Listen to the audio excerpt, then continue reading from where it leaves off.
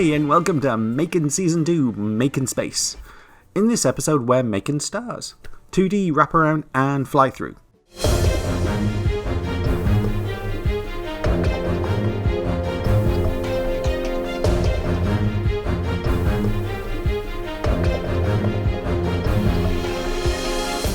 In this series, I'm going to go beyond our solar system to create nebulas, comets, asteroid belts, galaxies, and loads of cool stuff.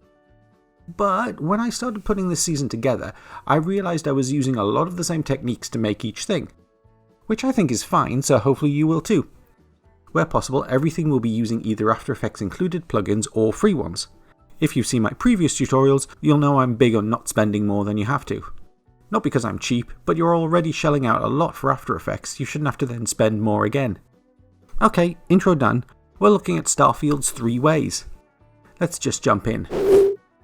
Here I am in After Effects, I have an HD comp set up, and now let's go to Layer, New, Solid. Make sure it's comp sized, and most importantly, white. And click OK. And now let's go to Effect, Simulation, CC Starburst. Okay, that's loud. I mean, visually loud? There must be a word for that. Let's make things a bit easier on the eyes. Up the scatter to 315. And set the speed to 0. The size of each star is a little cartoonish, so drop the max size to 60. Okay, getting there. Let's make it a little more intense. Go to Effect, Stylize, Glow. Okay. Now, if I was you, I'd want to save that as a preset, but then I'd have to remember to use a white solid.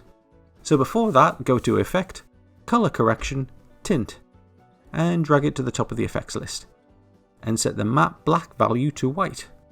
To illustrate why I've done that, I'll turn Tint off, and then go to Layer, Solid Settings, and set the color to red. And now if I turn Tint back on, there we go. If you ain't white, you ain't... No. Didn't think that one through. I can use the CC Starburst phase setting to get different looks. But if I turn on the checkerboard, you'll see CC Starburst explodes the layer, giving me an alpha channel, which I might not want. So let's go to Effect, Channel, Solid Composite, and set the color to black.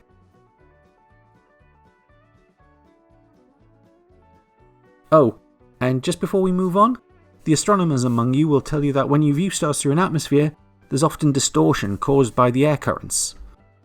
Twinkling, that's what it's called. So let's add that. Go to Effect, Noise and Grain, Fractal Noise. Good old Fractal Noise. And now set the type to Turbulent Smooth, the contrast to 330, and the brightness to -45. Now alt-click on the evolution stopwatch and add the expression time times 100. Now, in order to apply this to the other effects, set the blending mode to multiply. And I have an instant Starfield backdrop. Finally, let's select all the effects. Easiest way to do that is to click in the effects control panel and hold Control and tap A. And now go to Animation, Save Animation Preset. And then if I'm making an outer space scene, I just need to turn off the fractal noise effect. So that's a 2D Starfield. But what if you want a 360 Starfield? For that, we'll use Andrew Kramer's free Orb plugin.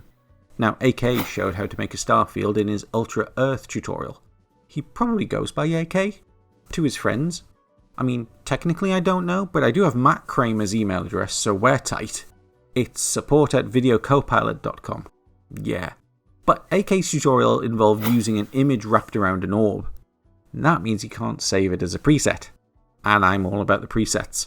So, in a new comp, create a layer, keep it comp sized, and using your new preset, apply a 2D Starfield.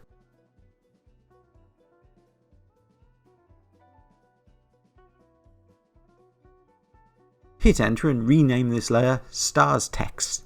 Delete the fractal noise, and now duplicate the layer either holding Control and tapping D or going to Edit, Duplicate. And go to Effect, Video Copilot, VC Orb. Hit enter and rename this to Orb. Turn off the Starfield effects, leaving just Orb.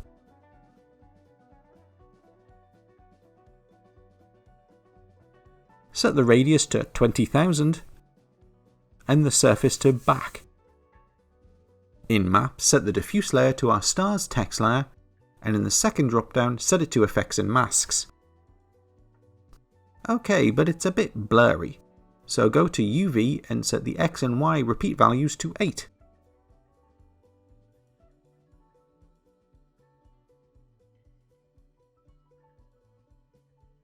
And now I'll go to Layer, New Camera, and using the Unified Camera tool, I can now point in any direction in space. But to the preset, let's make this easier. Drag orb above everything else. And now expand Tint, and holding Alt, click on the Amount to Tint stopwatch.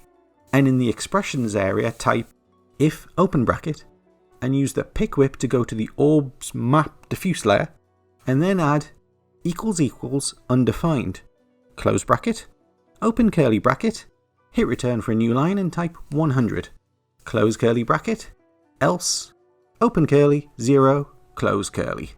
So what this means is that if orb has a layer set, then set the tint effects influence to 0. And let's click back in the expression and copy it.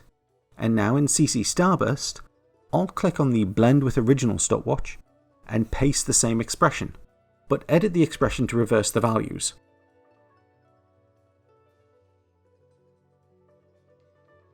Glow and Solid Composite don't have similar options, but they don't influence the orb effect in either way. So why did I bother doing this? Well, because I have to set orb's mapping to a layer, I would need 2 presets. But this way I can apply the same preset to 2 layers, and using the orb layers select to determine which set of effects to display.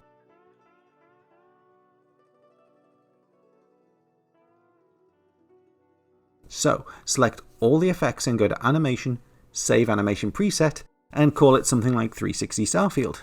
And now add it to a new layer. Duplicate the layer, and in the top layer's orb effect, point Maps Diffuse to the bottom layer. And now we have a 360 Starfield. Hey guys, I'm just going to jump in and pause the video right here. I discovered something after I'd recorded the video for this tutorial, and it didn't sit right with me to pretend everything was fine. What I found was that orb was still running and taxing the video card, even when it had the tint effect over the top of it on the second layer.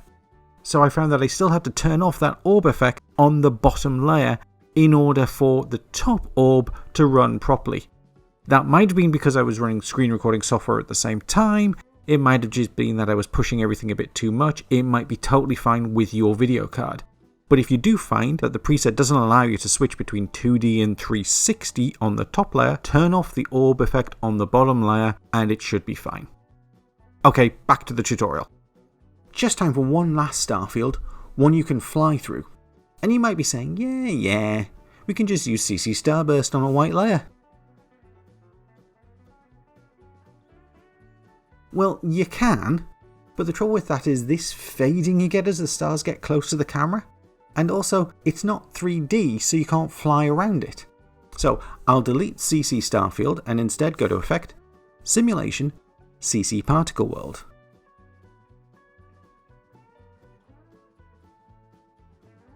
And from the top, let's set the birth rate to 100 and the longevity to 100 seconds.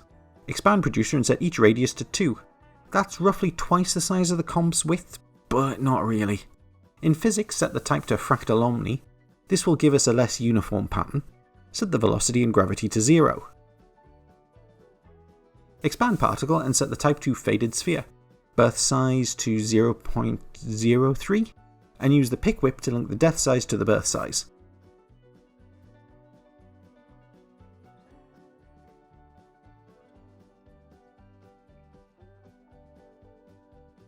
And set opacity to 100. Expand the opacity map and make sure the select tool is selected and fill in the whole box by clicking and dragging. Okay, now let's animate our camera. Set a keyframe at 0 seconds, and at the end of our comp, use the Unified Camera tool to move as much as you want.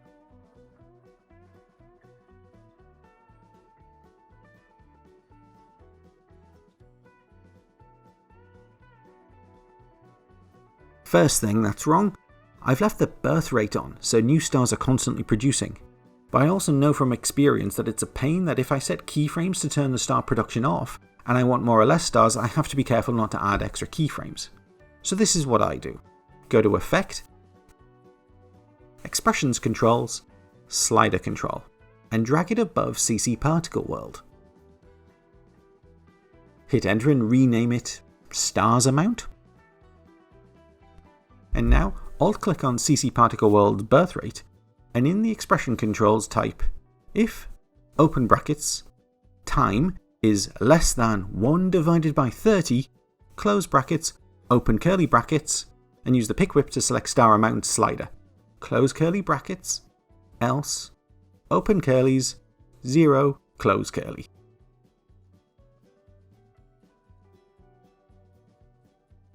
And set the stars amount to 2000. So what's happening here is that in the first frame of the comp, I'm generating loads of stars. But when the comp's time moves one frame forward, which is 1 second divided by 30, CC Particle World stops making stars. If your comp rates 25 or 24 or whatever, substitute 30 with that number. Actually no, you know what, let's do this properly. Edit birth rate expression and replace 1/30 with thiscomp.frame duration.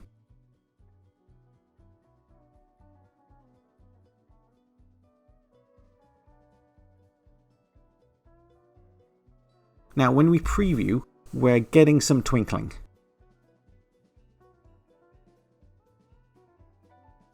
If you expand CC Particle World's extras and in depth queue set it to fade and set the distance to 5, we lose some of the stars but the twinkling stops too. And you can always up the amount of stars using our slider. And that's it! If you need to travel through more stars, just mess with the producer radiuses.